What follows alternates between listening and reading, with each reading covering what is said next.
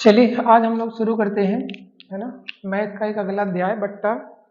बट्टा यानी छूट, जिसको इंग्लिश में हम लोग बोलते हैं डिस्काउंट, है ना। ठीक है ना। डिस्काउंट में क्या क्या होता है? डिस्काउंट यानी बट्टा कहिए, छूट कहिए, सब एक ही चीज है ना।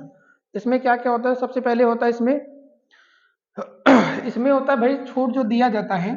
छूट जो देते हैं हम लोग, सबसे पहले उसको देते हैं हम लोग अंकित मूल्य पर। छूट दिया जाता है अंकित मूल्य। अंकित मूल्य को ही हम लोग बहुत सारा कहते हैं प्रिंट रेट भी बोला जाता है। तो देखिए इसमें दिया क्या, छूट हमेशा अंकित मूल्य पर दी जाती है। अंकित मूल्य मतलब जैसे कोई सामान हम लोग खरीदने जाते हैं तो जो उस पर लिखा होता है, जो उस पर लिखा होता है उसी पे तो हम लोग छूट लेते हैं।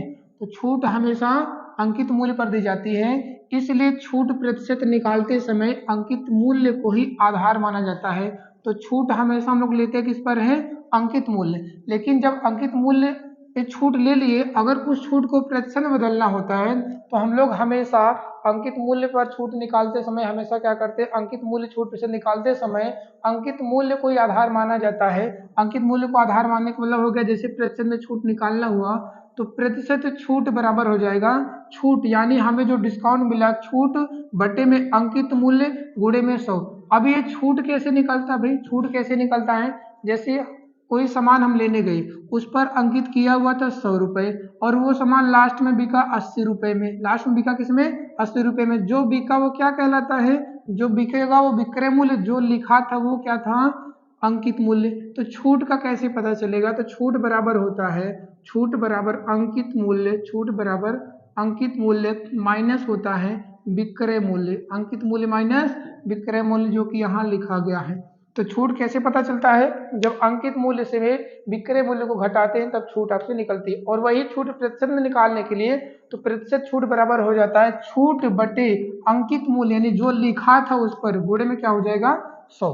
ठीक है ना। चलिए अगला इसमें पॉइंट दिया है। अगला होता है अंकित मूल्य को ही हम लोग क्या बोलते हैं?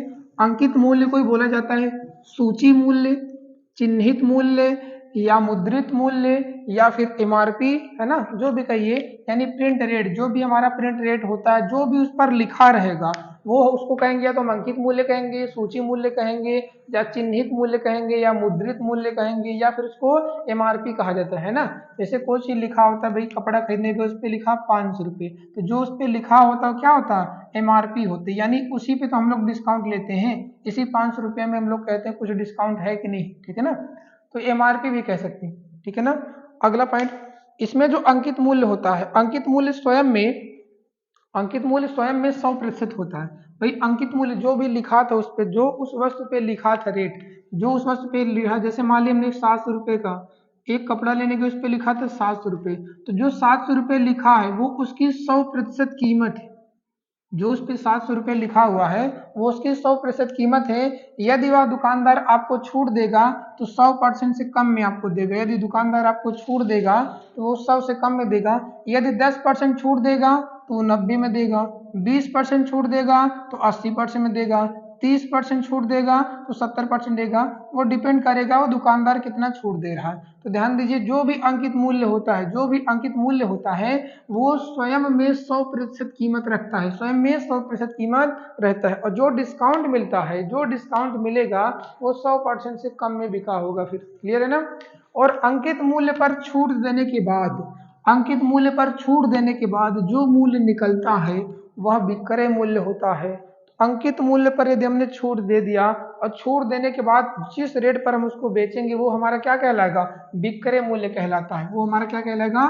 विक्रय मूल्य कहलाएगा। इसलिए अंकित मूल्य पर, अंकित मूल्य पर, अंकित मूल्य पर छूट, यानी जो भी छूट रहेगी वो 100 से घटाएंगे उतना परसेंट। जैसे अगर अंकित मूल्य भी मैंने बताया 700 रुपये उस पर लिखा था, यदि 10% डिस्काउंट होता, 10% डिस्काउंट होता तो 100 में से 10 कम करके हम लोग बेच देते।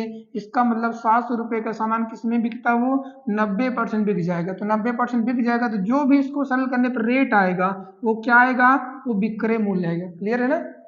तो जो भी उस पर सामान था 700 रुपये का, ये 10% डिस्काउंट था तो 100 में 10 घट जाएगा। जो भी डिस्काउंट होगा, जो भी छूट होगा वो घट जाएगा। उतने प्रतिशत बिका, जो बिकेगा वो रेट कहलाएगा विक्रय मूल्य। ठीक है भाई।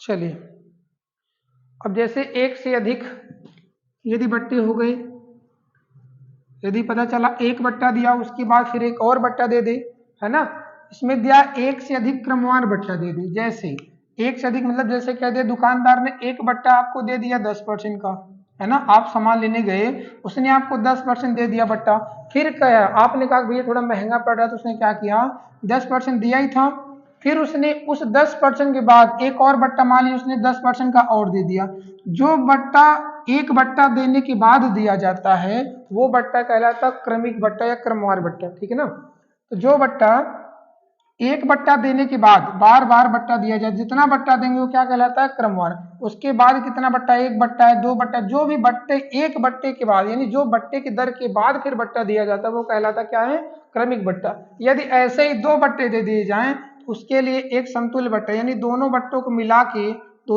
मिला के एक समतुल्य बट्टा क्या निकल के आएगा, हम ये निकालने के लिए चाहे तो आप फार्मूला बना सकते हैं a plus B minus A into B upon 100, ठीक है ना।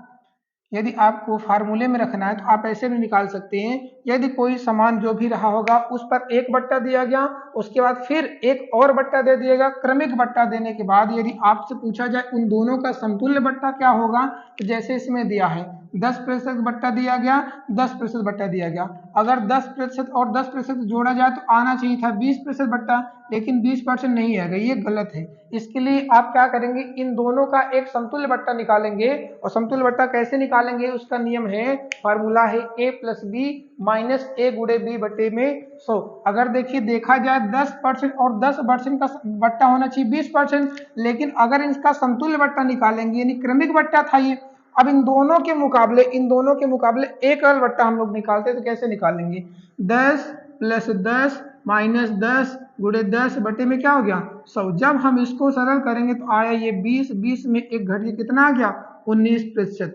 देखिए देखने पे तो लग रहा था ये 20% बट्टा होना चाहिए, 10% दिया गया फिर 10% दिया गया, लेकिन ये जो बट्टा दिया गया था ये क्रमिक बट्टा था, ये क्या था क्रमिक बट्टा था। क्रमवार बट्टा होने पर उसका समतुल्य बट्टा निकालते तो क्रमवार बट्टा जो दिख रहा था 10 10 20 होना चाहिए था, 20 नहीं हुआ कितना सिर्फ 19% हुआ, इसी को हम लोग बोलते हैं क्रमवार बट्टा। जब एक से अधिक बट्टा हो जाए या दो बट्टा हो जाए उसके लिए समतुल्य बट्टा निकालने का ये फार्मूला होता है, ठीक है ना। अब इसका बेसिक भी तरीका है, चलिए अब हम लोग इससे संबंधित कुछ प्रश्न करते हैं। जैसे इसमें दिया पहला प्रश्न कह रहा है एक कुर्सी जिसका अंकित मूल्य दिया है 1500 रुपए, वह 1200 रुपए में बेच दी गई। अब देखिए भैया उस पर जो प्रिंट रेट था वो 1500 रुपए था और बेच दिया गया, सेलिंग प्राइस उसका कितने है 1200 रुपए में उसको बेच दिया गया। तो खुद सोचिए 1500 रुपए लिख के 1200 रुपए में बेच रहे हैं तो हम कितना रुपए का छूट दिए, हम डिस्काउंट कितना दे रहे हैं, हमने डिस्काउंट हमने दिया 300 रुपये का, 300 रुपये छूट दिया हमने। यही छूट पूछा है, यही छूट किसने पूछ रखा है कुर्सी पर दी गई छूट की दर क्या है, यही छूट प्रतिशत पूछा है, प्रतिशत में डिस्काउंट पूछा है। तो डिस्काउंट बराबर अभी हमने पढ़ा था, क्या पढ़े थे भैया छूट बटे में अंकित मूल्य गुणे में क्या होता है 100, अभी हमने पढ़ाया नहीं था। प्रतिशत में छूट निकालने के लिए छूट बटे आधार में क्या होता है अंकित मूल्य, क्योंकि छूट हमेशा अंकित मूल्य पर दी जाती है, तो छूट बटे अंकित मूल्य गुणे में हो गया 100। हम 300 रुपये का छूट लिए, बटे में अंकित मूल्य कितना था उस पर 1500 गुणे में हो गया 100। जब इसको सरल करेंगे हम लोग तो आया ये 20%, आपके आंसर आ गया 20% का डिस्काउंट मिला है। ठीक है भाई, हमको कितना डिस्काउंट मिल रहा है, तो हमको डिस्काउंट मिला है 20% का। 1500 रुपये का सामान 1200 रुपये में बिका है तो डिस्काउंट क्या मिला 300 रुपया।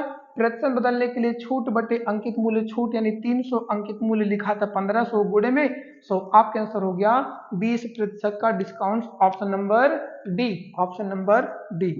ठीक है भाई, चलिए अगला प्रश्न आपका है दिया है, चलिए देखिए हाँ दिया भैया। अगला प्रश्न देखो,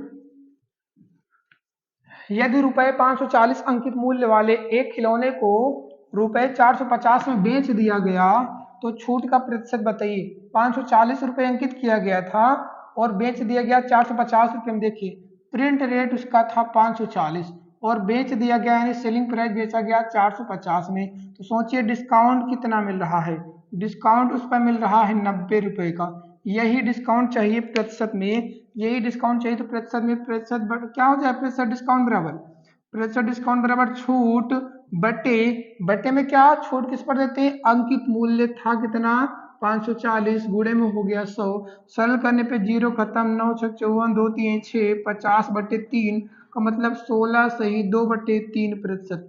आपका आंसर हो गया 16 सही 2 बटे 3 प्रतिशत का डिस्काउंट मिल रहा है। ठीक है भाई, आपको छूट कितना मिली, 16 सही 2 बटे 3 प्रतिशत की छूट आपको मिल रही है। ठीक है ना, चलिए अगला प्रश्न, अगला प्रश्न आपका दे रखा है, दिया है रुपए 1200 अंकित मूल्य वाली जीन्स 900 रुपए में बेची गई, बट्टे की दर बताइए। देखिए 900 रुपया अंकित किया गया था, बेचा गया 900 रुपया में, सॉरी 1200 रुपया अंकित किया गया था, बेचा गया है 900 में, तो छूट कितना मिली भाई, डिस्काउंट कितना हो रहा है 300 रुपया का, यही डिस्काउंट प्रतिशत में चाहिए तो प्रतिशत डिस्काउंट पे छूट बटे अंकित मूल्य यानी 1200 रुपया गुणे में हो गया 100, इसको सरल करेंगे तो 4 बार में कटाइए, आपका आंसर हो गया 25% का। डिस्काउंट कितना मिला है, तो 25% का, ऑप्शन नंबर सी। चलिए ठीक है भाई, चलिए अगला प्रश्न देखते हैं हम लोग। अगला प्रश्न देखिए,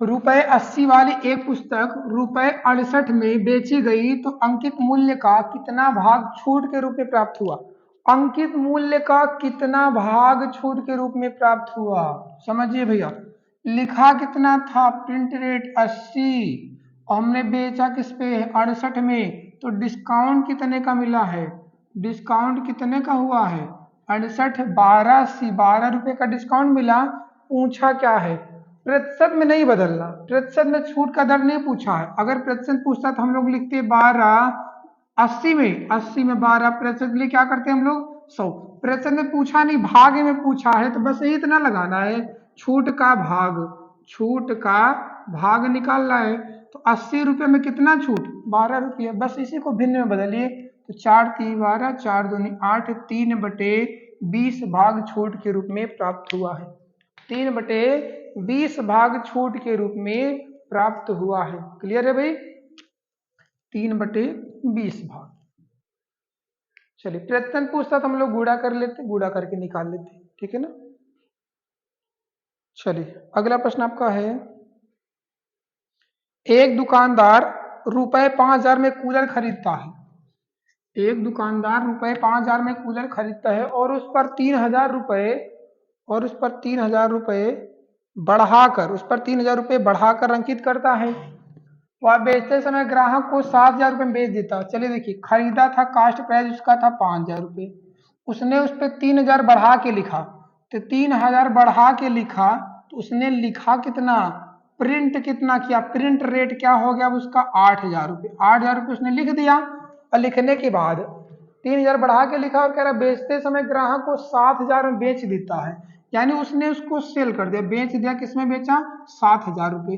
अच्छा बताइए 8000 लिखा था 7000 में बेच दिया, 8000 लिखा था 7000 बेच दिया, तो कितने का डिस्काउंट हुआ, डिस्काउंट कितने का हो रहा है भैया 1000 रुपये का, यही डिस्काउंट पूछा है प्रतिशत में, तो प्रतिशत डिस्काउंट 1000 का, अंकित कितना किया था, अंकित मूल्य क्या था 8000 गुणे में क्या हो जाएगा 100, सरल करेंगे तो आपका आंसर आएगा 12.5% या 12.5% का डिस्काउंट दिया। कितना डिस्काउंट दिया है, तो हम मिलने वाली छूट की दर कितना भैया, तो 12.5%, 12 से 1/2% छूट मिला है। ठीक है, छूट की दर क्या थी, तो 12 से 1/2%। चलिए अगला प्रश्न,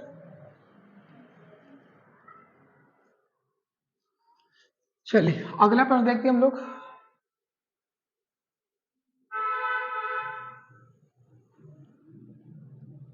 कह रहा एक दुकानदार किसी वस्तु को रुपए 4000 में खरीदता है, ठीक है भैया खरीद लिया, रुपए 2000 बढ़ा कर लिखा, उसने खरीदा है 4000 में, बढ़ा के उसने लिखा उस पर 2000, उसने प्रिंट क्या किया, प्रिंट रेट उसका क्या हो गया 6000, अब 6,000 रुपये लिख दिया उसने और कह रहा ग्राहक को वह 48 रुपये में बेच देता है, उसका जो सेलिंग प्राइस वो 48 रुपया में, लिखा कितना है 6,000, बेचा कितना 4800 में, डिस्काउंट दिया होगा ना तो कितना रुपया छूट मिला है, छूट के लिए घटा देंगे तो 1200 रुपये का डिस्काउंट हुआ है।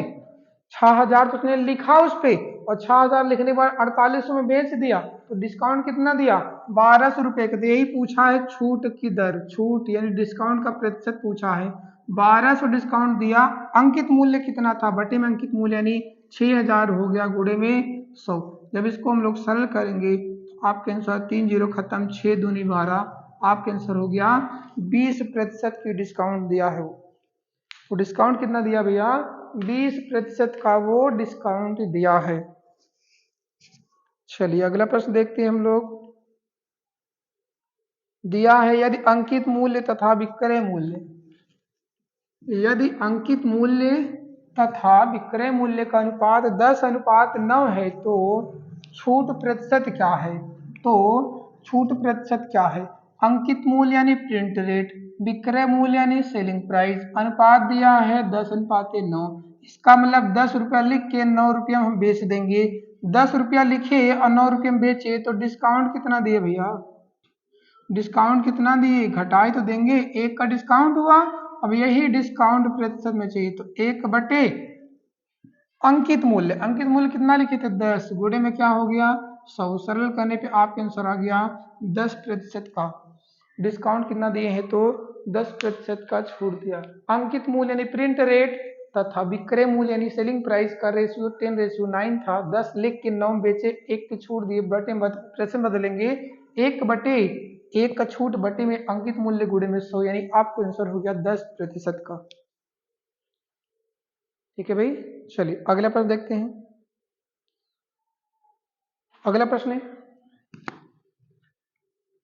हाँ इसमें कह रहा है यदि अंकित मूल्य तथा विक्रय मूल्य का अनुपात 13:11, भाई देखो वही तो प्रश्न है, अंकित मूल्य 13, विक्रय मूल्य 11, 13 में लिखिए 11 में बेचिए, डिस्काउंट कितने का, डिस्काउंट कितने का, डिस्काउंट आपको दे रहे हैं हम 2 का, यही प्रतिशत बदल लेते हैं, प्रतिशत डिस्काउंट 2 बटे अंकित मूल्य कितना है 13 गुणे में हो गया 100, यानी आंसर 200 बटे में 13, सही बटे में बदले, इसको दशमलव में दिया ऑप्शन, तो 13 कम 13 हो गया 7 20 67, 13 पचे 65, 15 दशमलव, हाँ सॉरी भैया और 15.2 ऑप्शन में है, तो हो गया 13 पचे 65 बचा 5, तो 13 चौके 52, 4 बार जाएगा नहीं, 13 3 39 यानी 15.38, आपका जो आंसर हो गया 15.38 आंसर हो गया। ठीक है भाई, आपका जो आंसर हो गया 15.38 से छूट मिली है। चलिए अगला प्रश्न दिया है, एक पुस्तक यदि एक पुस्तक का अंकित मूल्य रुपए 350 है, एक पुस्तक का अंकित मूल्य रुपए 350 है और वह 20% की छूट पर उपलब्ध है तो किताब का विक्रय मूल्य बताइए। अच्छा अंकित मूल्य कितना भैया, प्रिंट रेट कितना है 350 रुपए। मैंने अभी आपको बताया था किसी भी वस्तु की जो अंकित कीमत होती है वो अंकित कीमत क्या होती है भैया, अंकित कीमत 100% होती है, किसी भी वस्तु की जो अंकित कीमत होती है वो क्या होती है स्वयं में 100% होती है। अब कह रहा है 20% की छूट पर उपलब्ध है तो किताब का विक्रय मूल्य, इसका मतलब ये जो सामान है 350 रुपये जो किताब है ये 20% डिस्काउंट इस पर दे दिया जा रहा है, 20% डिस्काउंट देके बेचा जा रहा, तो कितने में बेचा जा रहा है 350 रुपये का जो सामान था 350 रुपये सामान, अगर ये 100% बिकता, सोचिए अगर छूट नहीं दिया होता तो 350 जो लिखा था 350 बेच देता, तो यानी 100% कीमत थी, 350 का 100% बिकता तो 100 खत्म होकर 350 में बिकता, तब कोई छूट नहीं थी, लेकिन 20% डिस्काउंट थी ये 100 में नहीं बिका होगा। अब 100 में 20 कम होके बिका, किसमें बिका है 80% बिका है। इसको जब हम सरल करेंगे तो 0 0 खत्म हो गया, 35 दूनी 70, 7 चुके 28, 280 रुपए में बिकी। वो किताब कितने की बिकी भैया, तो 280 रुपए में वो किताब बिकी है। ठीक है भाई, वो किताब का विक्रय मूल्य आ गया 280 रुपये, ऑप्शन नंबर डी। चलिए अगला प्रश्न देखते हैं। एक विक्रेता वॉशिंग मशीन की अंकित मूल्य पर 750 लिखता है और उसे वह 6% की छूट देता है, उसका विक्रय मूल्य बताइए। वही तो है, प्रिंट रेट 750 रुपया और उसने बेचा है 750 रुपये के सामान, 6% का डिस्काउंट, 6% डिस्काउंट यानी 94% में बिका है, तो 94% मान निकाल लेते हैं। चलिए गुणा कर लेते हैं 94%, तो 75 का 94 गुणा करते भैया। चलो 75 का 94 गुणा करते हैं, 94 गुणे 75, आपका आंसर हो गया 5 चौके 20 और जीरो गुणा करें। चलो 5 चौके 20, जीरो 2 5 9 45 28, आपका आंसर हो गया 963। ऑप्शन देख ले, गुणा करने की आवश्यकता भाई, ऑप्शन देख लेते हैं। इसका ऑप्शन हो गया जीरो, 5 चौके 20, 5 9 45, 45 2 47 हो गया। इसका गुणा किया तो 7 चौके 28 और 7 9 63, 63 2 हो गया 65। इसको सरल करेंगे तो 8 7 15, 5 7 0, यानी आपका आंसर हो गया 70 50। आपका आंसर हो गया 70 50। चलिए, यानी उसका जो बिक्री मूल्य है 7050 रुपये। ठीक है भाई। चलिए अगला प्रश्न देखते हैं।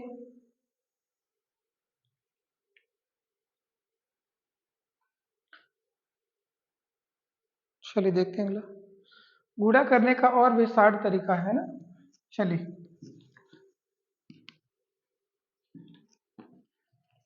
किसी वस्तु के अंकित मूल्य पर 10% के 2 क्रमिक बट्टे देने पर वस्तु का विक्रय मूल्य ज्ञात कीजिए। यदि अंकित मूल्य 600 रुपये, प्रिंट रेट कितना है 600 रुपये, अब उस पर बट्टा दे के बेचा गया, तो सेलिंग प्राइस पूछा है तो 600 रुपये सामान पे।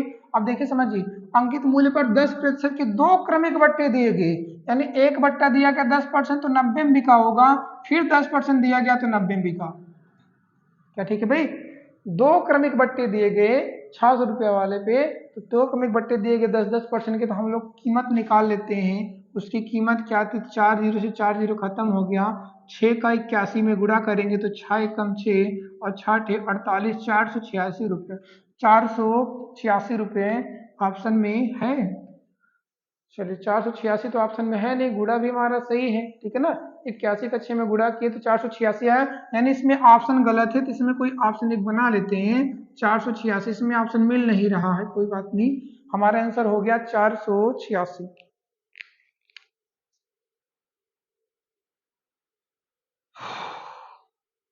चलिए, हमारा नियम तो सही है, आंसर हमारा 486, गलती से टाइप करने में मिस्टेक हो गया होगा। ठीक है भाई। चलो देखते हैं अगला प्रश्न। एक घड़ी के अंकित मूल्य पर दुकानदार, एक घड़ी के अंकित मूल्य पर दुकानदार 5% से 2 क्रमिक बट्टे देता है। यदि घड़ी का अंकित मूल्य 120 रुपये है तो विक्रय मूल्य बताइए। चलिए भैया सीधा निकालते हैं, सेलिंग प्राइस लिखा कितना 120, 5% के 2 क्रमिक बट्टे दिए गए तो 95% बिका और ये 95% बिका। चलिए मान निकाल लेते हैं, सल करें भाई।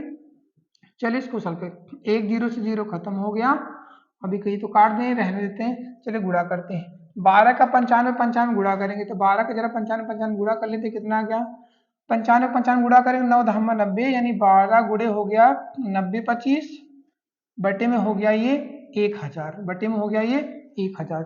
अब इसको सल करेंगे तो हम गुणा कर लेते हैं, क्योंकि दशमलव में सारे ऑप्शन है तो दशमलव में उत्तर आने वाला है।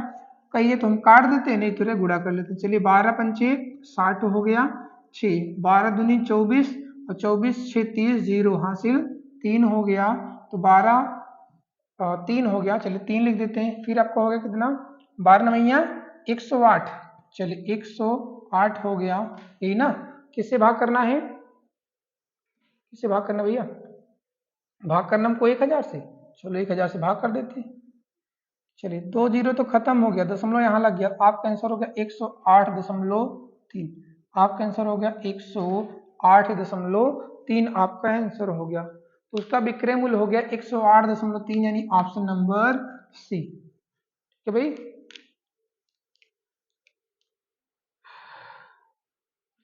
चलिए अगला प्रश्न देखते हैं। किसी वस्तु का अंकित मूल्य ₹500 है। अगला प्रश्न देखो भाई,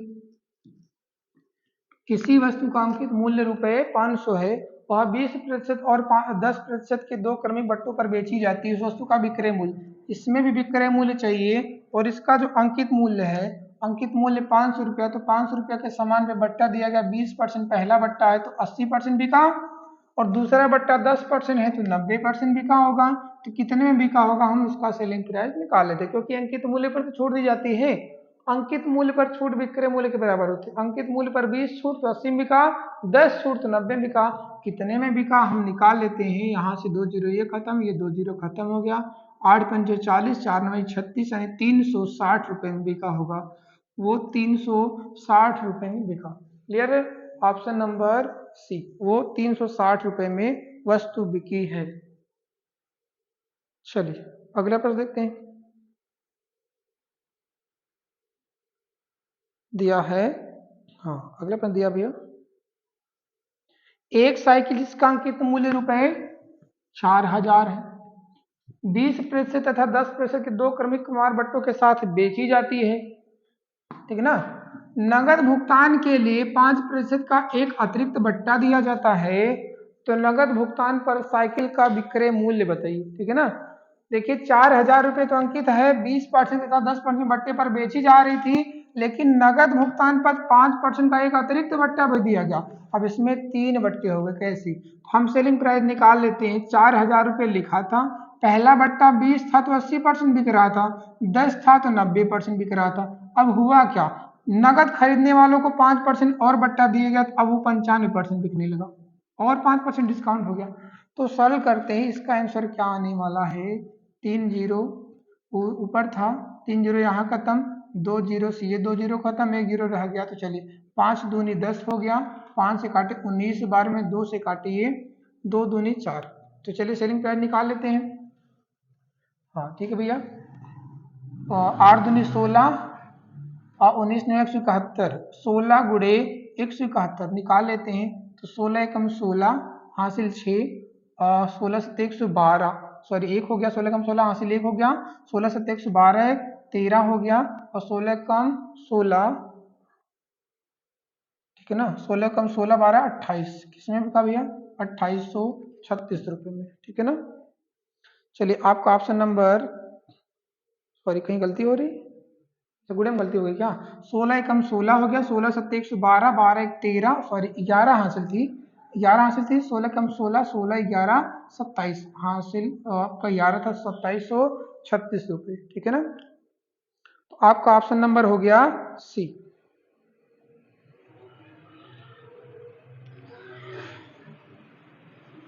चलिए अगला प्रश्न देखते हैं भाई। चलिए अगला प्रश्न, अगला प्रश्न दिया आपका, एक गिटार जिसका अंकित मूल्य, एक गिटार जिसका अंकित मूल्य 12,000 रुपये है, बेचते समय इस पर 20%, 10% तथा 10% की 3 क्रमिक छूट दी गई, तो गिटार का विक्रय मूल्य बताइए। इसमें भी सेलिंग प्राइस ही पूछा है, सेलिंग प्राइस हम लोग निकाल लेते हैं। सेलिंग प्राइस अंकित मूल्य है 12,000 रुपये, इस पर डिस्काउंट देखिए बेचा जा रहा है 20% डिस्काउंट तो 80%, 10% डिस्काउंट तो 90%, फिर 10% डिस्काउंट तो 90%, ठीक है ना। इसको हम लोग सेल करते हैं, इसको सेल किया जाए भी, देखते हैं। ऊपर 6 जीरो था और नीचे भी 6 जीरो, तो सारे जीरो खत्म हो गए, सारे जीरो खत्म हो गए। अब इसको गुणा करना है। चलिए 9 9 81 और 81 का 8 में गुणा करते हैं, ये हो गया 12 गुड़े 8 गुड़े 81। चलिए गुणा कर लेते हैं, ये हो गया 12 गुड़े 81 करेंगे तो 8 एक कम 8, वो 8 अठाई 64, 648 में गुणा कर लेते भैया, गुणा करते हैं 12 अठे 96, तो इकाई 6 वाला। चलिए गुणा करते हैं, 12 अठे 96 हो गया 9, 12 चौके 48, 48 9 57 हो गया और 12 संग 72, 72 5 77 हो गया। आपके आंसर 7,776 रुपये, ऑप्शन नंबर बी। जो गिटार का विक्रय मूल्य हो गया वो 7,776 रुपये, ऑप्शन नंबर बी है आपका।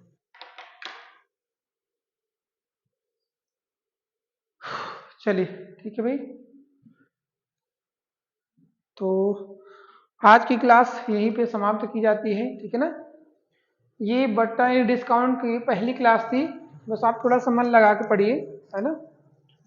थोड़ा प्रैक्टिस करते रहिए, और जो यदि कोई समस्या होती है, जैसे क्वेश्चन सॉल्व कराते कोई दिक्कत होती है, ना समझ में आता, तो आप कमेंट में उसको लिख सकते हैं। ठीक है भाई, चलिए आज की क्लास यहीं पे समाप्त की जाती है। आज के लिए धन्यवाद।